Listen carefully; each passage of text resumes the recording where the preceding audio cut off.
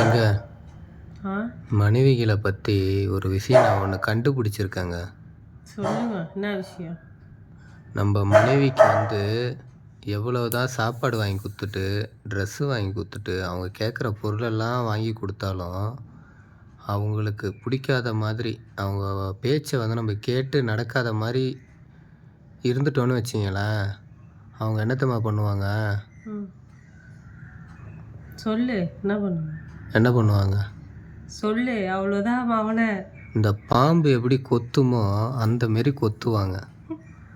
பாம்புக்கு நம்ம பாவம் பார்த்தா என்ன பண்ணும் பாம்பு? என்ன பண்ணோம்? இப்போ ஒரு பாம்பு அடிபட்டு இருக்குங்க எக்ஸாம்பிளுக்கு. அதுக்கு நம்ம எவ்வளவோ ட்ரீட்மெண்ட் பண்ணி அந்த புண்ணெல்லாம் ஆற்றிட்டு விட்றோன்னு வச்சிங்களேன், எடுத்துகிட்டு போயிட்டு காட்டில் அது என்ன பண்ணும்? என்ன பண்ணோம்? திருப்பி கொத்த தான் செய்யும். சரி, மனுஷங்க நம்மளுக்கு நல்லது செய்கிறாங்களே, நல்லதாக நினைக்கும். அந்த மாதிரி தாங்க பெண்களும். உனக்கு ரொம்ப வாய் அதிகமாகிடுச்சு உனக்கு.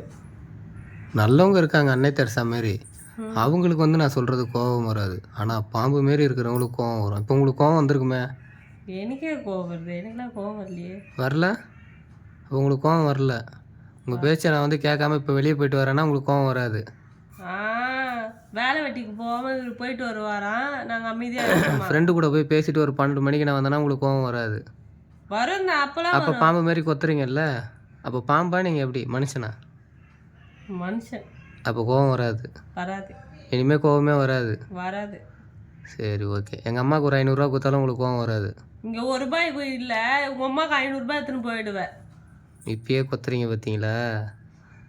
பாம்புக்கு எவ்வளோதான் நல்லது பண்ணாலும் பாம்பு கொத்த தாங்க செய்யும். ஸோ ஸ்வீட்டுங்க.